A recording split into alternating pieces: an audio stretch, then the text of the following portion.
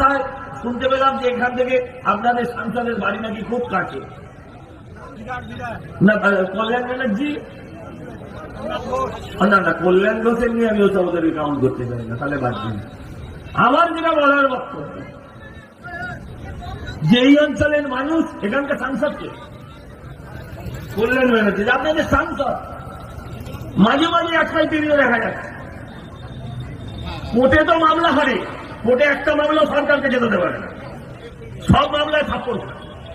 সে দেখছি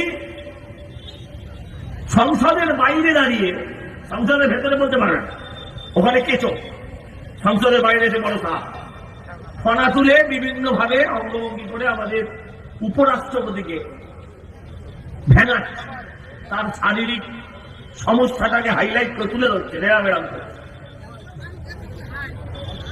আমি কল্যাণে গুলিয়ে ফেলেছি। আমার ইচ্ছে আমি একটা দুর্গাপুজো করি, সন্তোষ মিত্র স্কয়ার, লেবুতলা মাঠ, চেনেন?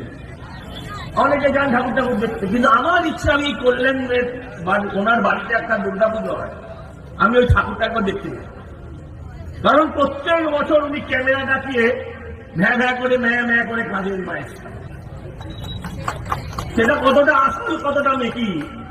বাংলার মায়েরা যখন ধর্মতলায় বসে কাঁদছে, সেই মায়েদের হয়ে লড়াই করে না, মায়ের বিরুদ্ধে লড়াই করে।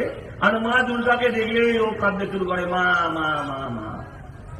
ওরকম করলে ক্ষমা পাওয়া যায় না, মায়ের কাছে অপরাধীর কোনো ক্ষমা নেই। আমরাও মায়ের সন্তান, যারা ধর্মতলায় বসে আছে তারাও মায়ের সন্তান, আর তুমি হচ্ছ মায়ের কি সন্তান, তোমার ক্ষমা নেই, ক্ষমা নেই, ক্ষমা নেই।